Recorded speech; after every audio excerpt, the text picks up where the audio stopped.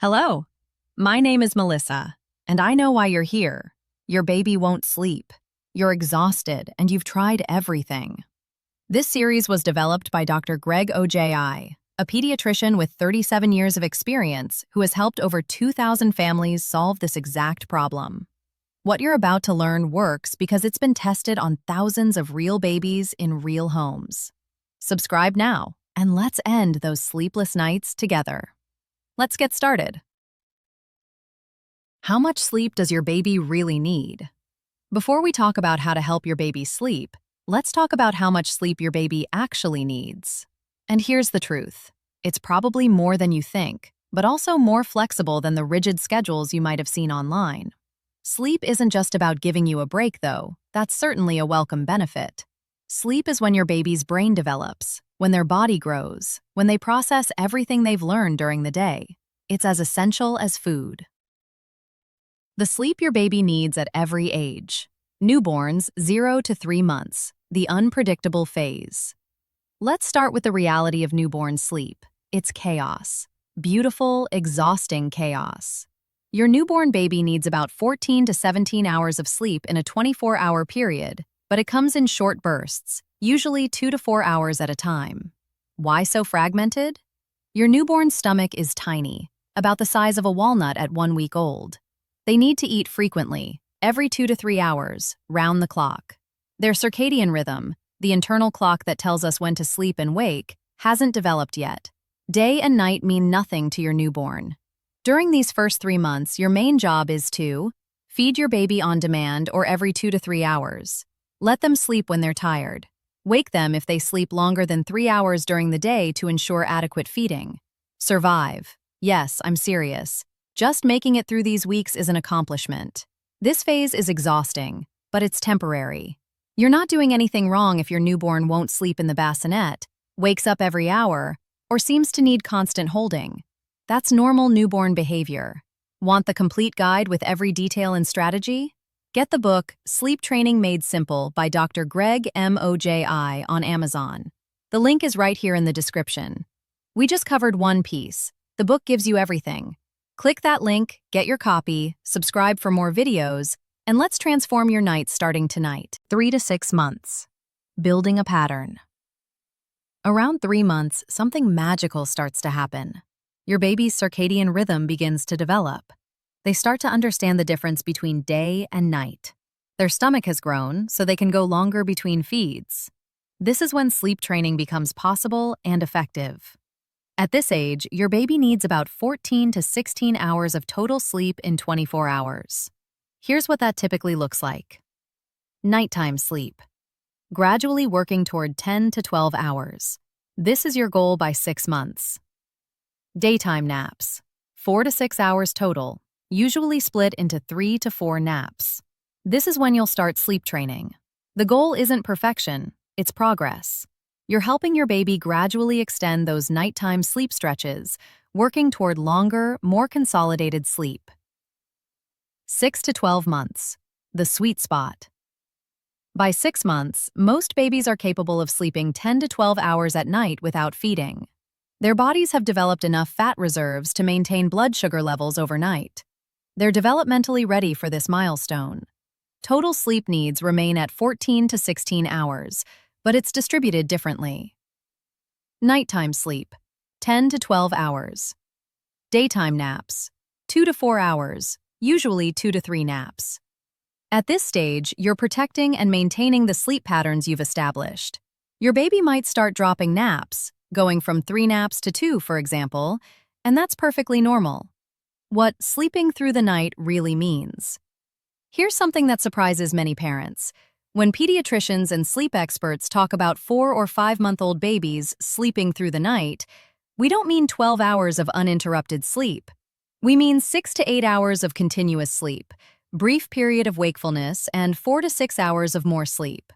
So if your 4-month-old sleeps from 8 p.m. to 2 a.m., wakes briefly to feed, then sleeps again until 6 a.m., that counts as sleeping through the night. You're not failing if your baby isn't sleeping 12 hours straight right away. The goal we're working toward in this book is 10 to 12 hours of nighttime sleep by 6 months. But we'll get there gradually, extending sleep stretches over time, not forcing it overnight. Why sleep matters. I promise I won't lecture you about the importance of sleep. You already know you need more of it. But let me briefly explain why baby sleep matters so much. Brain development. During sleep, your baby's brain forms new neural connections. It's literally growing their intelligence. Physical growth. Growth hormone is released during deep sleep. Babies do much of their growing while they sleep. Immune function. Sleep strengthens your baby's immune system, helping them fight off illnesses. Emotional regulation. Well-rested babies are happier babies. They can handle frustration better and engage more with their world. Memory and learning. Sleep helps babies consolidate what they've learned during the day. And yes, when your baby sleeps better, you sleep better. And when you sleep better, you're a better parent. It's not selfish to want more sleep. It's essential. Day sleep versus night sleep.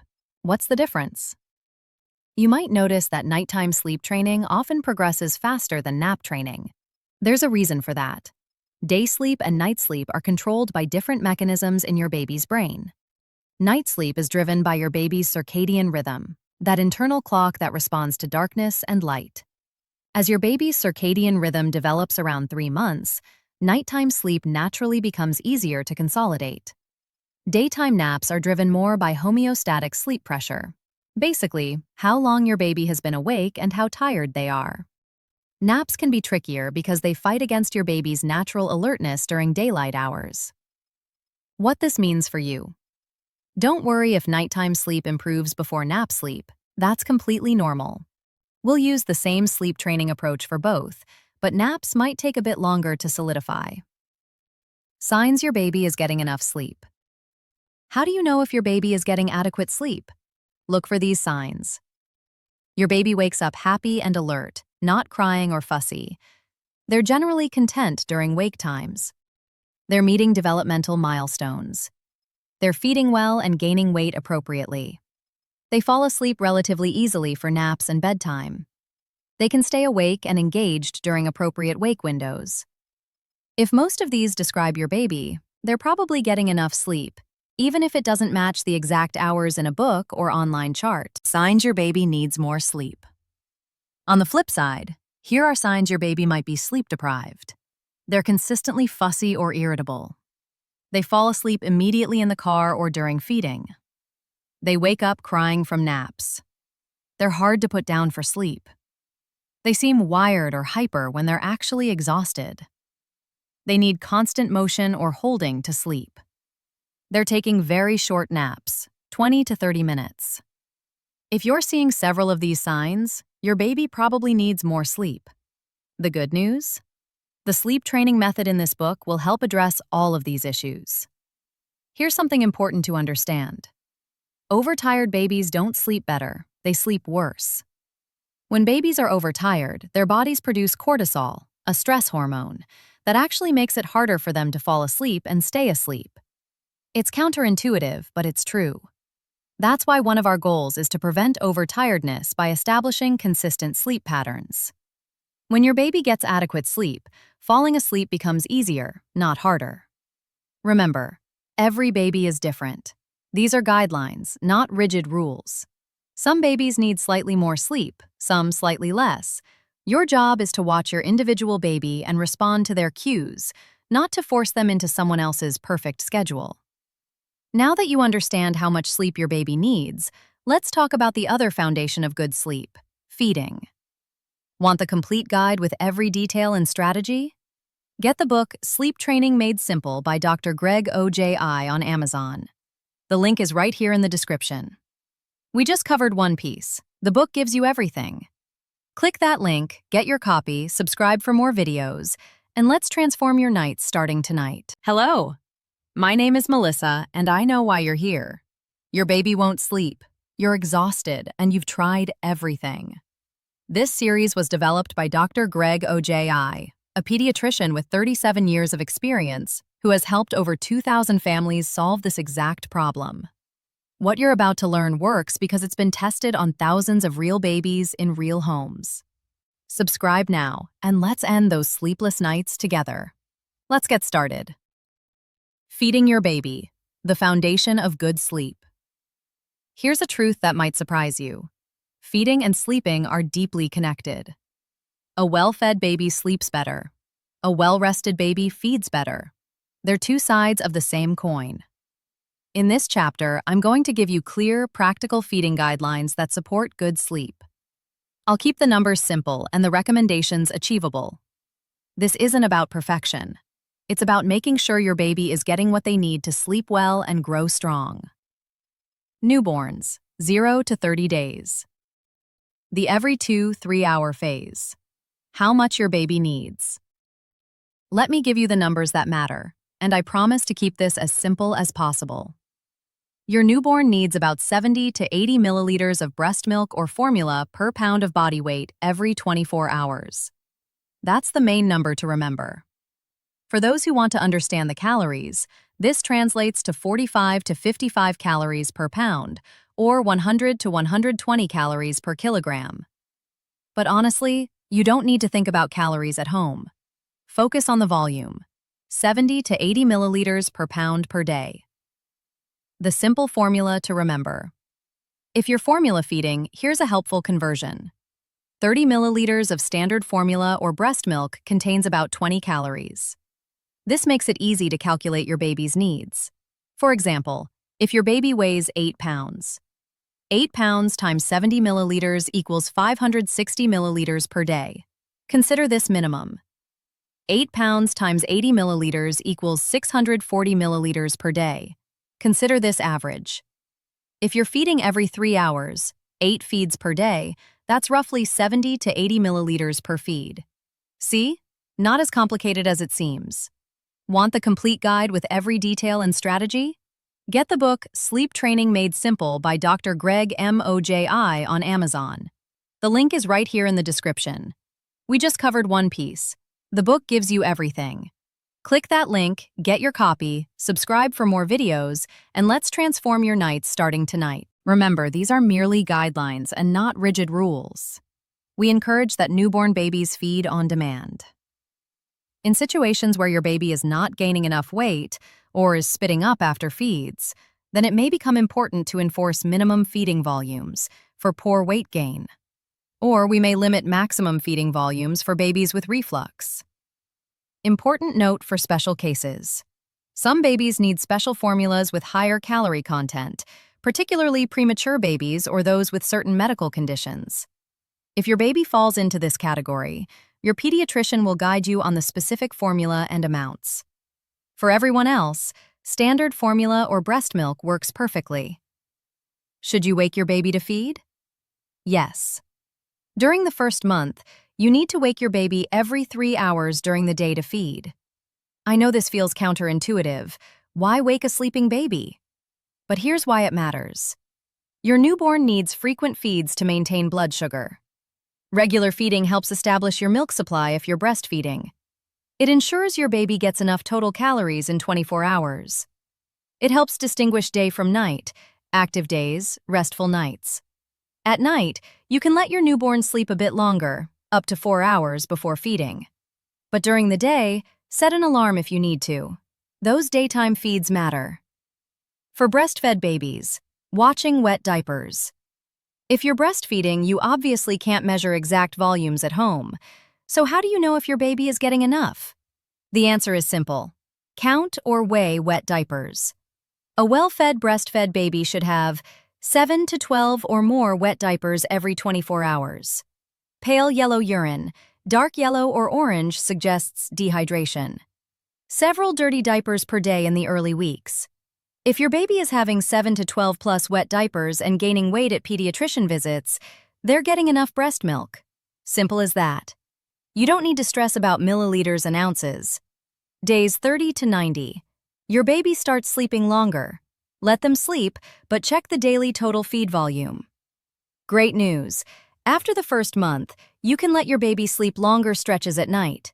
If they sleep 5, 6, or even 7 hours straight, don't wake them. Let them sleep. But here's the catch.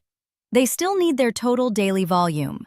So if your baby sleeps longer at night, They'll need to eat more during the day. This is completely normal and healthy. Your baby is getting smarter about eating. They're learning to take bigger feeds during the day and sleep longer at night.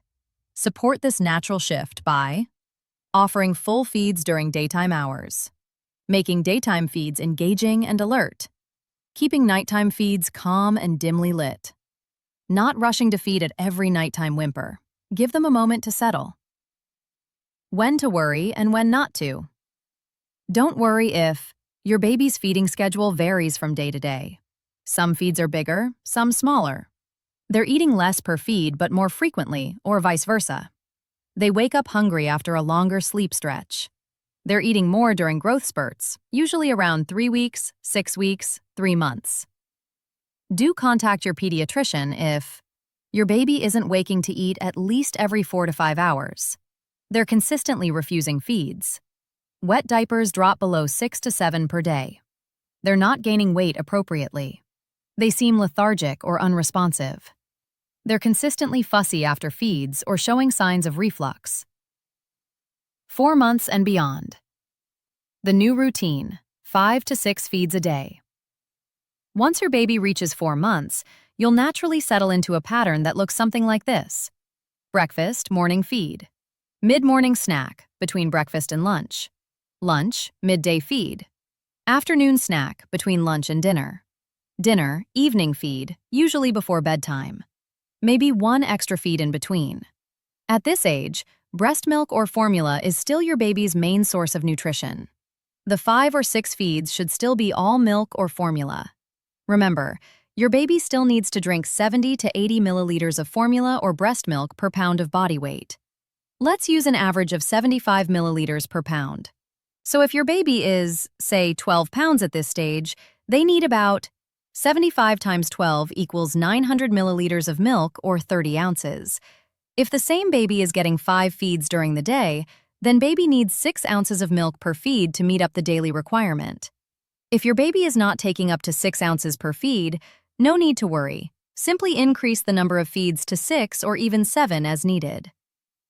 What makes this schedule work for sleep? It clusters the bulk of nutrition into daytime hours, reducing the need for nighttime feeds. Your baby gets all their calories during the day, so they can sleep longer at night. 6 months plus. Adding semi-solids. Introducing real food. Around 6 months, you'll start introducing solid foods, or more accurately, semi-solid foods, since everything is pureed or mashed at first.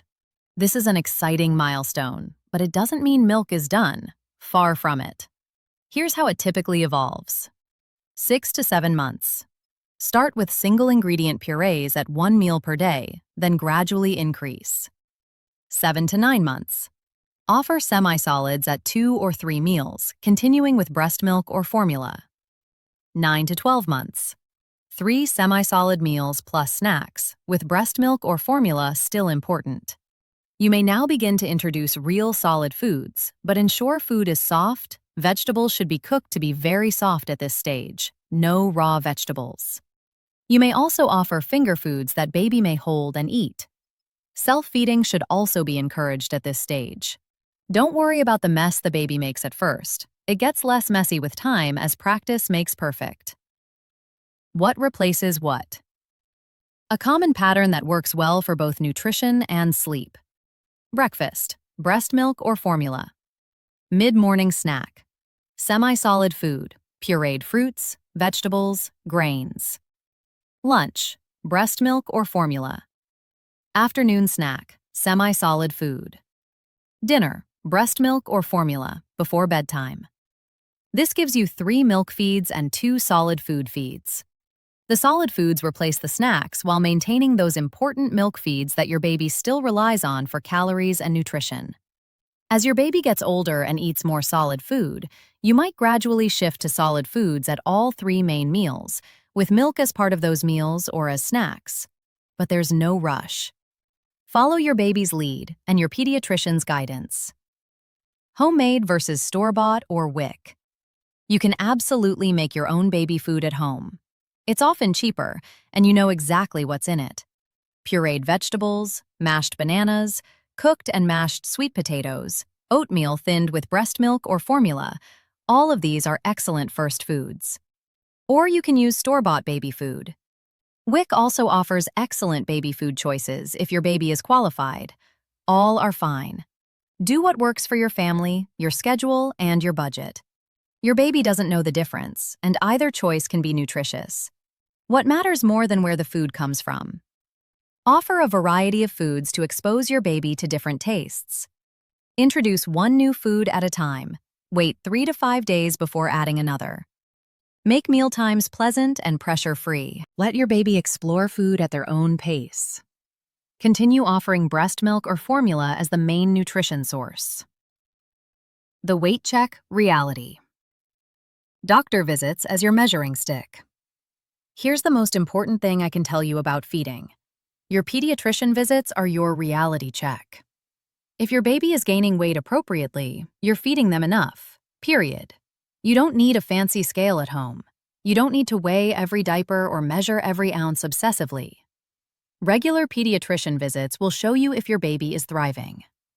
Babies typically follow a growth curve, gaining 5 to 7 ounces per week in the first few months, about 1 to 2 pounds per month in the early months, doubling their birth weight by about 5 months, tripling their birth weight by about 12 months. But here's the thing. These are averages. Some babies are naturally bigger, some smaller. Some gain faster, some slower. What matters is that your individual baby is following their own growth curve, not that they match some arbitrary percentile. When to worry versus when to relax. Relax if your baby is gaining weight steadily, even if slowly. They're alert and active. They have good wet diaper output. Your pediatrician isn't concerned. They're meeting developmental milestones. Talk to your pediatrician if your baby isn't gaining weight or is losing weight. They've fallen significantly off their growth curve.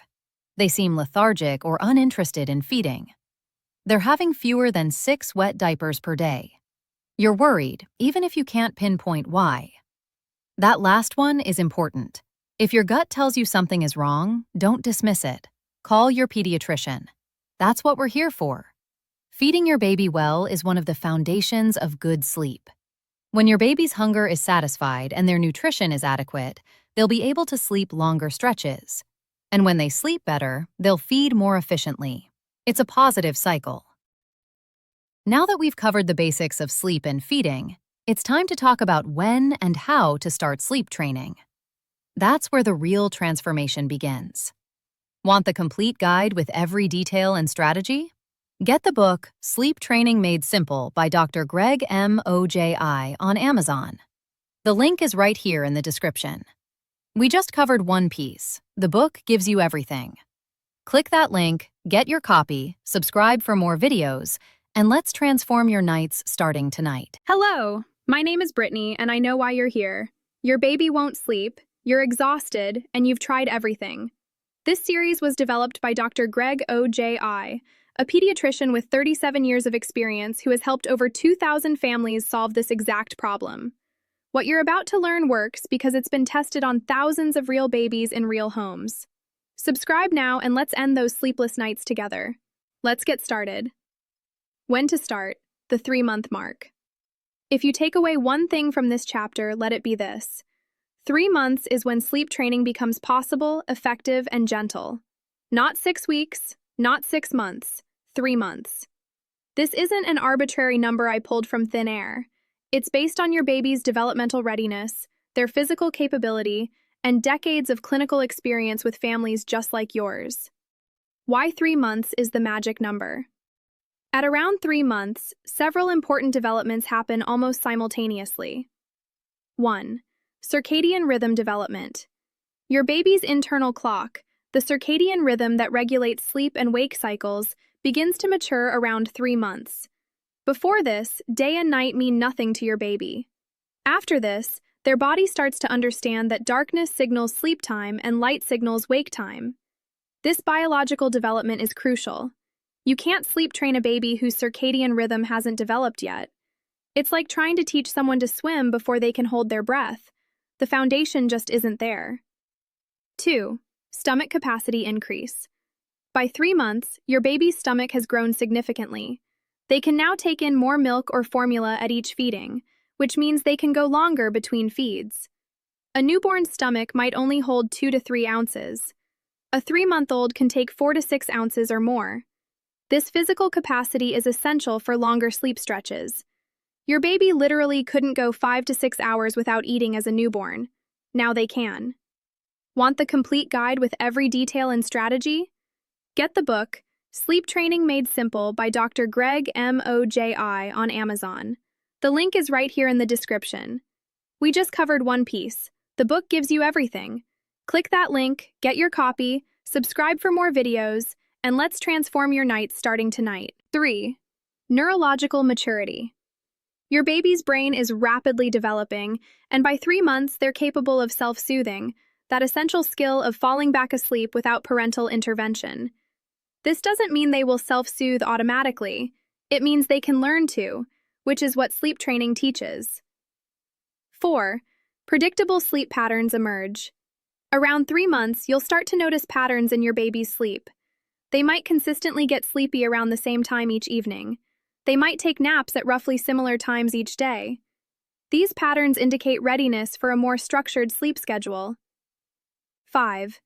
Baby has now developed some body fat to maintain glucose levels between feed times. This is key in your baby's well-being and happiness. What happens at 3 months? Beyond the biological developments, there's another shift that happens around 3 months. The 4th trimester ends. You might have heard that babies are born 3 months too early, that they need a 4th trimester outside the womb to finish developing. There's truth to this. Newborns need constant comfort, frequent feeding, and close physical contact because they're still adjusting to life outside the womb. But around 3 months, something shifts. Your baby becomes more alert, more engaged with their environment. They smile socially. They can go longer between feeds. They're stronger and more coordinated. They're less dependent on constant physical contact for comfort. This doesn't mean they don't still need you, of course they do. But it means they're developmentally ready to start learning independent sleep skills. The 6-month goal, why it matters. We start sleep training at 3 months, but we're working toward a specific milestone at 6 months, 10 to 12 hours of sleep between feeds. Why 6 months? Because by this age, your baby's body has developed enough fat reserves to maintain stable blood sugar levels throughout the night. In the early months, babies need those nighttime feeds to keep their blood sugar from dropping too low. But by 6 months, their bodies can regulate glucose overnight without feeding. This is why we take a gradual approach. We start at 3 months, extending sleep stretches slowly, 5 to 7 days at a time, until we reach that 10 to 12-hour stretch by 6 months. We're working with your baby's developing physiology, not against it. Can you start earlier? Should you start later? Starting before 3 months. We don't recommend formal sleep training before 3 months. Here's why. Your baby's circadian rhythm hasn't developed yet. They still need frequent nighttime feeds for nutrition and blood sugar regulation. Their nervous system is still too immature for self-soothing. You'll likely end up with more crying and less success. That said, you can absolutely start building good sleep habits before 3 months. Put your baby down drowsy but awake sometimes. Establish a simple bedtime routine. Keep nighttime interactions calm and boring. Create a sleep-conducive environment. These gentle habits set the stage for sleep training at 3 months, but they're not the same as formal sleep training. Starting after 3 months. What if your baby is already 4, 5, or 6 months old or older? Have you missed the window? Absolutely not. You can successfully sleep train at any age after 3 months. In fact, some aspects might be easier with an older baby because they have more developed self-soothing abilities. The principles remain the same. Establish a consistent routine. Create a sleep-friendly environment. Use the gentle stay-in-the-room method. Extend sleep stretches gradually. Be consistent. If your baby is older than 6 months, you might find that they can go to the 10 to 12-hour stretch more quickly, since their physiology is already there. You won't need the same gradual extension timeline. Signs your baby is ready. Age is the primary indicator, But here are other signs your baby is ready for sleep training. They can go 4 to 5 hours between feeds during the day. They've started to show some sleep patterns, even if inconsistent. They can self-soothe sometimes, sucking on hands, settling briefly. They're gaining weight well. They're generally healthy, no current illness or major medical issues. They're more alert and engaged during wake times. Their startle reflex is diminishing. If your baby shows most of these signs and is at least 3 months old, they're ready. Signs you're ready. Yes, you matter too. Sleep training isn't just about your baby's readiness, it's about yours too. You need to be ready, because you're the one who will implement this method consistently. You're probably ready if you're exhausted and know you need more sleep. You're committed to being consistent for at least 1 to 2 weeks. You understand that you'll hear some crying. You have support from your partner or family. You're not currently dealing with a major life stressor, move, job change, etc. You're not traveling or having house guests for the next 2 to 3 weeks. If you're not ready yet, that's okay. Wait until you are. Sleep training only works when you can commit to it fully. Setting realistic expectations. Before you begin, let's be honest about what sleep training is and isn't. Sleep training is a gradual process that takes weeks, not days. Teaching your baby to self-soothe. Helping your baby learn to connect sleep cycles. Working with your baby's natural development. Establishing healthy sleep habits for life. Sleep training is not an instant fix. Guaranteeing your baby will never wake at night. Teaching your baby that you won't respond to their needs. Leaving your baby alone to cry for hours. Damaging your bond with your baby. The method in this book involves you staying in the room with your baby. You're teaching them that you're there, you love them, and you believe they can do this. That's very different from abandonment. The gradual approach, 5 to 7 days at a time. Here's how the timeline works. Starting point, 3 months. Your baby might be sleeping 3 to 4 hours between feeds at night. Week 1 to 2. Establish the bedtime routine and room presence method. Your baby might extend to 4 to 5 hours between feeds. Week 3 to 4. Continue consistency. Your baby might reach 5 to 6 hours. Month 2. Gradually extend to 6 to 8 hours between feeds. Month 3, around 6 months old. Reach 10 to 12 hours of sleep without feeding. The key is that you wait 5 to 7 days at each level before extending further. This gives your baby's body time to adjust, prevents overwhelming them, and sets you up for lasting success. Some babies move faster through these stages. Some take longer. Both are fine. The goal isn't speed, it's sustainable progress. Now that you know when to start, let's talk about setting up your environment for sleep training success. The right environment makes everything easier. Want the complete guide with every detail and strategy? Get the book Sleep Training Made Simple by Dr. Greg Moji on Amazon. The link is right here in the description. We just covered one piece. The book gives you everything. Click that link, get your copy, subscribe for more videos, and let's transform your nights starting tonight.